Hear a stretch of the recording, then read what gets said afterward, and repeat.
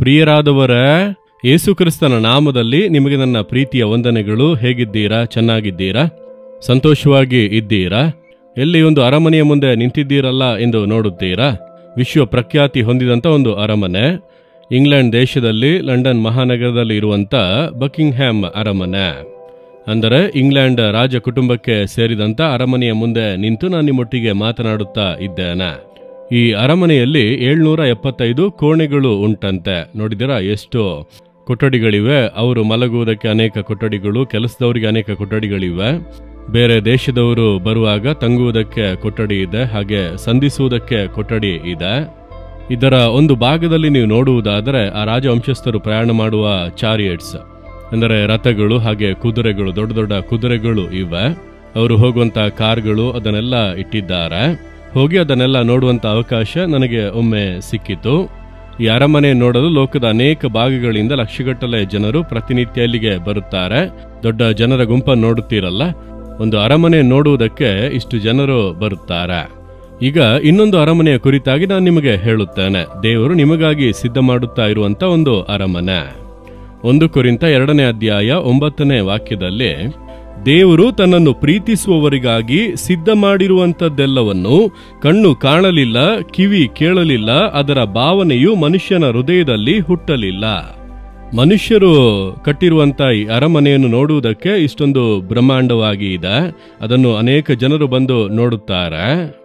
ದೇವರು ತನ್ನನ್ನು ಪ್ರೀತಿಸುವವರಿಗಾಗಿ, ಯೇಸುವನ್ನು ಪ್ರೀತಿಸುತ್ತೀರಲ್ಲ, ಆತನೊಂದಿಗೆ ನಡೆಯುತ್ತೀರಲ್ಲ, ನಿಮಗಾಗಿ ದೇವರು ಸಿದ್ಧ ಮಾಡಿ ಇಟ್ಟಿರುವುದನ್ನು ಕಣ್ಣು ಕಾಣಲಿಲ್ಲ, ಕಿವಿ ಕೇಳಲಿಲ್ಲ, ಹೃದಯದ ಭಾವನೆಯೂ ಕೂಡ ಬರಲಿಲ್ಲ. ಅಷ್ಟು ದೊಡ್ಡದನ್ನು ದೇವರು ಸಿದ್ಧ ಮಾಡಿ ಇಟ್ಟಿದ್ದಾರಂತೆ. ನನಗಾಗಿಯಾ ಎಂದು ಅಂದುಕೊಳ್ಳುತ್ತೀರಾ? ನಿಮಗಾಗಿಯೇ.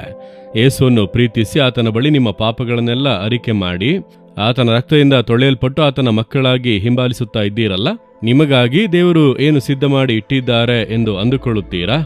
ಯೋಹಾನ 14ನೇ ಅಧ್ಯಾಯ 2ನೇ ವಾಕ್ಯದಲ್ಲಿ ಯೇಸು ಹೇಳುತ್ತಾನೆ, ನಾನು ನಿಮಗೆ ಮುಂದಾಗಿ ಪರಲೋಕಕ್ಕೆ ಹೋಗುತ್ತೇನೆ, ಅಲ್ಲಿ ನನ್ನ ತಂದೆಗೆ ಅನೇಕ ಬೀಡಾರಗಳು ಇವೆ ಪರಲೋಕದಲ್ಲಿ.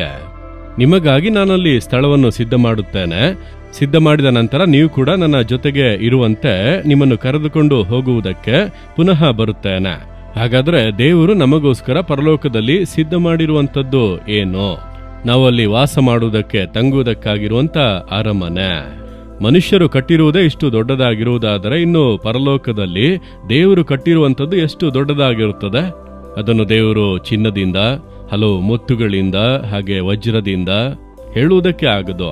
ಪ್ರಕಟಣೆ ಪುಸ್ತಕದಲ್ಲಿ ಅದರ ಕುರಿತಾಗಿ ನೀವು ಓದುವಾಗ ಅಲ್ಲಿ ಹಲವು ವಿಧದ ಕಲ್ಲುಗಳನ್ನು ಉಪಯೋಗಿಸಿದ್ದಾರೆ. ಗೋಮೇಧಕ ಕಲ್ಲುಗಳು, ಹಾಗೆ ಪೀತರತ್ನ ಕಲ್ಲು, ಈ ರೀತಿ ಅನೇಕ ಕಲ್ಲುಗಳು ಹೇಳಲ್ಪಟ್ಟಿದೆ. ಮಾಣಿಕ್ಯ, ಈ ರೀತಿಯಾಗಿ ಹಲವು ಕಲ್ಲುಗಳು. ಅಂದರೆ ದೇವರು ಅಲಂಕಾರ ಮಾಡಿ ಕಟ್ಟಿ ಇಟ್ಟಿರುವಂತ ಒಂದು ದೊಡ್ಡ ಅರಮನೆ ನಿಮಗೋಸ್ಕರ. ನೀವು ದೇವರ ಬರೋಣಕ್ಕೆ ಮುಂಚೆಯೇ ನಿಮ್ಮ ಓಟವನ್ನು ಮುಗಿಸಿದರೆ ಪರಲೋಕದಲ್ಲಿ ದೇವರು ನಿಮಗಾಗಿ ವಾಸ ಮಾಡುವುದಕ್ಕೆಂದು ದೊಡ್ಡ ಅರಮನೆಯನ್ನು ನಿರ್ಮಿಸಿದ್ದಾರೆ. ಎಲ್ಲ ಮುಗಿದ ಮೇಲೆ ಹಿಂತಿರುಗಿ ಬಂದು ನಮ್ಮನ್ನು ತನ್ನೊಟ್ಟಿಗೆ ಕರೆದುಕೊಂಡು ಹೋಗುವುದಾಗಿ ವಾಗ್ದಾನ ಮಾಡಿದ್ದಾರೆ. ನಿಮಗೆ ಪರಲೋಕದಲ್ಲಿ ಮನೆ ಇದೆಯಾ? ದೇವರು ಸಿದ್ಧ ಮಾಡಿರುವಂತಹ ಮನೆ ಇದೆಯಾ? ಯೇಸುವಿನ ರಕ್ತದಿಂದ ತೊಳೆಯಲ್ಪಟ್ಟು ಆತನಿಗೆ ಮೆಚ್ಚುಗೆಯಾಗಿ ಬಾಳಿದರೆ ಮಾತ್ರ ನಿಮಗೆ ಆ ಸ್ಥಳವು ಸಿದ್ಧವಾಗುತ್ತದೆ. ಆದ್ದರಿಂದ ಈ ಲೋಕದಲ್ಲಿ ಮನೆ ಇಲ್ಲ, ಸ್ಥಳ ಇಲ್ಲ ಎಂಬುದಾಗಿ ಚಿಂತಿಸಬೇಡಿರಿ. ಲೋಕ ತಾತ್ಕಾಲಿಕ, ಸ್ವಲ್ಪ ದಿನಗಳಷ್ಟೇ. ಶಾಶ್ವತವಾದದ್ದು ಪರಲೋಕದಲ್ಲಿ ನಿತ್ಯ ಬೀಡಾರ ಎಂಬುದಾಗಿ ಹೇಳುತ್ತಾರೆ. ದೇವರು ನಿಮಗಾಗಿ ಸಿದ್ಧ ಮಾಡಿರುವುದನ್ನು ಯಾವ ಕಣ್ಣು ಕಾಣಲಿಲ್ಲ, ಯಾವ ಮನುಷ್ಯನು ಅದನ್ನು ವಿವರಿಸಲು ಆಗುವುದಿಲ್ಲ, ಅಷ್ಟು ಅತಿಶಯವಾಗಿ ಇರುತ್ತದೆ. ಆದ್ದರಿಂದ ಈ ಲೋಕದಲ್ಲೂ ನಾವು ಯೇಸುವಿನೊಂದಿಗೆ ಬಾಳುತ್ತೇವೆ. ಮರಣದ ನಂತರ ಕೂಡ ಆತನೊಂದಿಗೆ ಪರಲೋಕದಲ್ಲಿ ದೊಡ್ಡ ಅರಮನೆಯಲ್ಲಿ, ಆತನು ಕಟ್ಟಿದಂತ ಅರಮನೆಯಲ್ಲಿ ವಾಸ ಮಾಡುತ್ತೇವೆ. ಸಂತೋಷವಾಗಿರಿ.